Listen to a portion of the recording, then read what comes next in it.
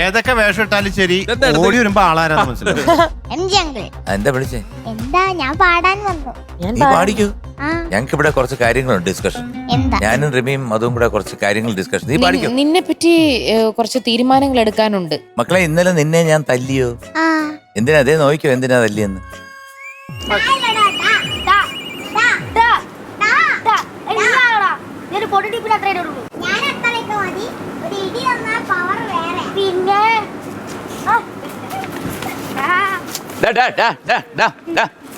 എന്താ ഇവിടെ പവർ കാണിക്കുന്ന മക്കളെ? ഇടിച്ച അവന്റെ കയ്യോ വല്ലതും ഒടിഞ്ഞ എന്ത് ചെയ്യും?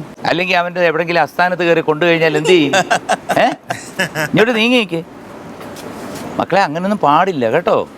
കാരണം മോൻ ഇടിച്ചോണ്ട് എന്ത് നേടി? മോൻ ഹീറോ ആയി അല്ലേ? ഈ ഹീറോ ആകുന്ന ഇടിച്ചിട്ടല്ല ആകണ്ടേ. മോനിപ്പോൾ എന്തോ ചെയ്യുന്നത്? പാട്ട് പാടുകയല്ലേ? പാട്ട് പാടിയാണ് ഹീറോ ആവേണ്ടത്, അല്ല ഒരാളെ ഇടിച്ചിട്ടല്ല. എടാ നിന്നെ ഇതേണ്ട ഇവിടെ ഇടിച്ചു, ഇവിടെ ഒരു മർമ്മമാണെങ്കിൽ പോയോ? നിങ്ങളുടെ ആഗ്രഹം എന്താണ്? വലിയ പാട്ടുകാരനാണെന്നല്ലേ? അപ്പൊ പാട്ടുകാരനായിട്ട് മാറുക അല്ലേ? നിങ്ങളുടെ ലഹരി എന്താണ്? പാട്ട്. നിങ്ങളുടെ മെയിൻ ഉദ്ദേശം എന്താണ്? അപ്പൊ മൊത്തത്തിൽ പറഞ്ഞു കഴിഞ്ഞാൽ നിങ്ങളുടെ ലഹരി എന്ന് പറയുന്ന പാട്ടാണ് അല്ലേ? ഇവിടെ കിടന്ന് അടി കൂടി ഇവനെ എടുത്തിട്ട് അടിക്കുക, എന്നിട്ട് അവന്റെ കൈ ഒടിയുക. അങ്ങനെ ഒടിഞ്ഞാലോ എന്ത് പറ്റും? ഉറച്ചു പറ. പോലീസ് പിടിച്ചാലോ? ആണോ? അപ്പൊ അതൊക്കെ അറിയാല്ലേ? അപ്പൊ മക്കളെ, നീയൊക്കെ മിടുക്കന്മാരാണ്. പോലീസ് പിടിച്ചു കഴിഞ്ഞാൽ FIR ഇടും.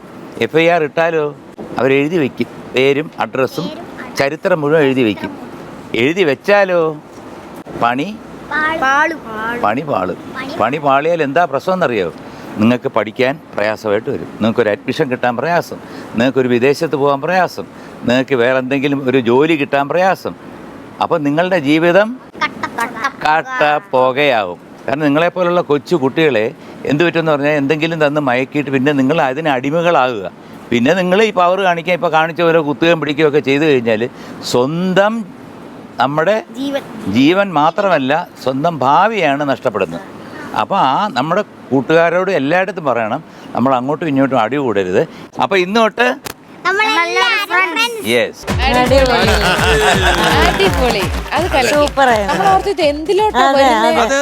ഇന്ന് നമ്മള് വളരെ പറയേണ്ട ഒരു കാര്യമാണ്. തീർച്ചയായിട്ടും. അതെ അതെ മക്കളെ, നീ കലക്കില്ലോടാ. ഏത് പാട്ടാ പാടുന്നേ? എല്ലാം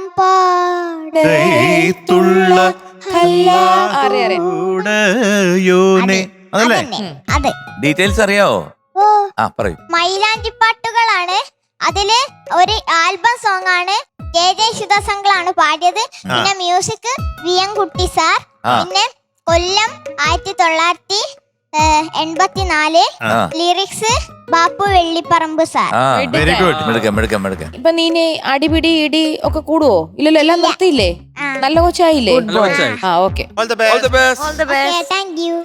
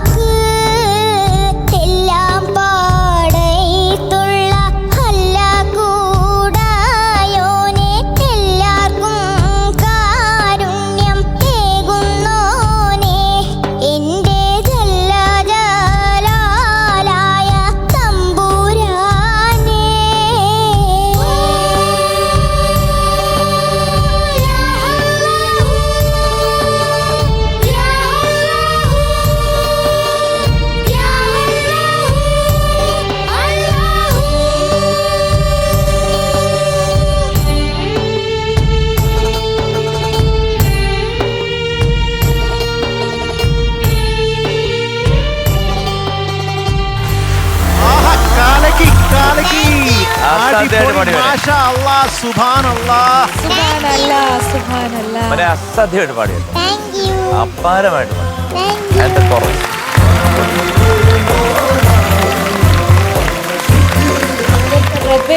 ഇതെന്താണ് ഞമ്മള് കാണണത്?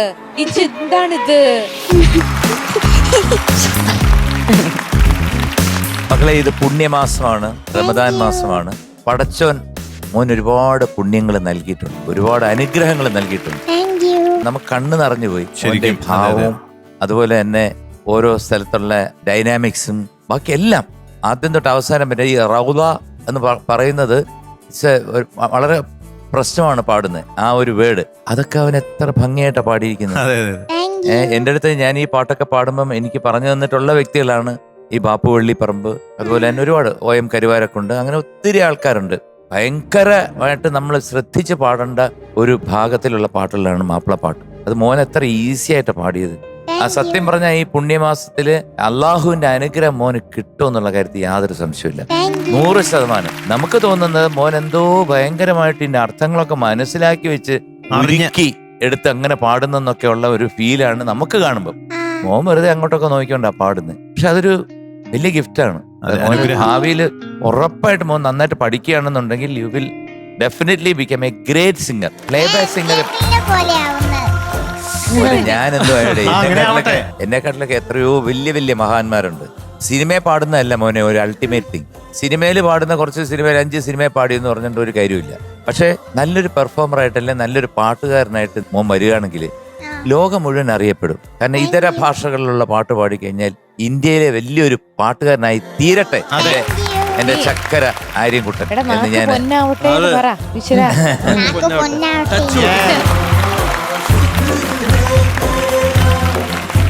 അസാധ്യമായിട്ട് പാടി വന്നു. അസാധ്യമായിട്ട് നീ പാടിയതിൽ വെച്ച് ഇത്രയും ഫീലും അതുപോലെ തന്നെ ആ വരികളും എല്ലാം കൂടെ കോർത്തിണക്കി നീ പാടിയത് മറക്കാൻ പറ്റില്ല.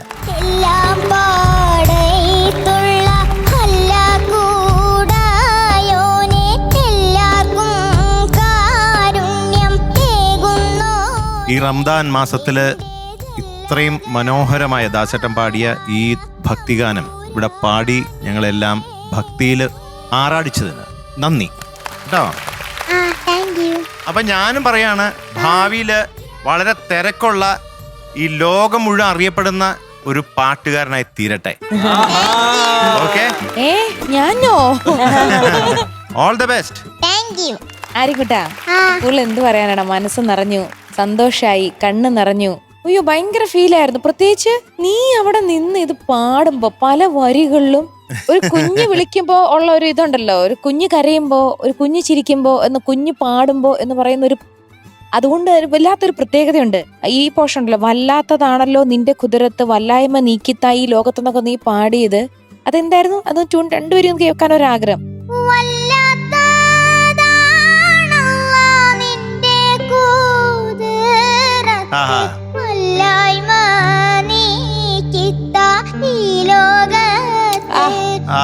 കൊതി തീർത്ത് ഹീദായത്തിൽ എന്നെ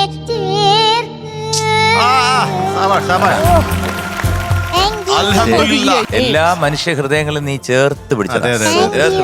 ഇത് കറക്റ്റ് ആയിട്ട് വ്രതമെടുത്ത് നോമ്പെടുത്ത് അത് അവരുടെ സമ്മതിക്കണം. അതുപോലെ നിസ്കരിക്കല്, നിസ്കാര തഴമ്പ് വരിക എന്ന് പറയണത് സക്കാത്ത് നൽകാത്ത നിസ്കാര തയമ്പിനെ പടച്ചോ കാണൂല, ഞമ്മടെ പടച്ചോ കാണൂല. കൽബിലൊരൊപ്പന പാട്ടുണ്ടോ, കയ്യില് മുന്തിരിച്ചാറുണ്ടോ? കൽബിലൊരൊപ്പന പാട്ടുണ്ടോ, കയ്യില് മുന്തിരിച്ചാറുണ്ടോ? ഇസത്തിന്റെ ഹിക്കുമത്തിൽ അല്ലാനെ മറന്നിട്ട് തലപ്പാവ് വെച്ചോരേ, പുത്തൻ തലപ്പാവ് വെച്ചോരേ. സക്കാത്ത് നൽകാത്ത നിസ്കാര തയമ്പിനെ പടച്ചോ കാണൂല, ഞമ്മടെ പടച്ചോ കാണൂല. ആ കൽബിലൊരൊപ്പന പാട്ടുണ്ടോ, കയ്യില് മുന്തിരിച്ചാറുണ്ടോ? കൽബിലൊരൊപ്പന പാട്ടുണ്ടോ, കയ്യില് മുന്തിരിച്ചാറുണ്ടോ?